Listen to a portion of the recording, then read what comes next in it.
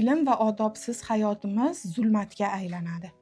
Ota-onamizning bergan tarbiyasi, o'rgatayotgan ilmlari hayotimizga mana shu nur misoli kirib keladi va yoritadi. Ammo ko'ryapsan-a, baribir yorug'lik nuri u qadar ko'p emas. Sen umring davomida o'zing ilm o'rganib, avval biroz va yana ko'proq narsalar o'rganib, hayotingga butkul yorug'lik olib kirasan.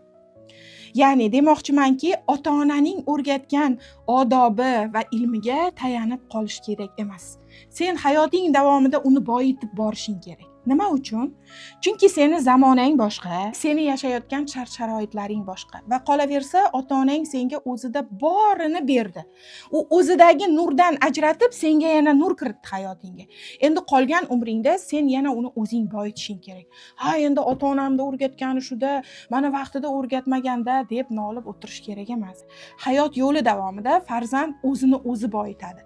Ham ilmini, ham odobini. Atrofdan ibrat olib, ilm olib, o'qib, o'rganib. Buni aslo unutma o'g'lim va hech qachon ota-onangdan nolima. Ular bergan mana shu nurga rozi bo'lib, hayotingni boshqa yorug'liklar bilan o'zing yoritgin.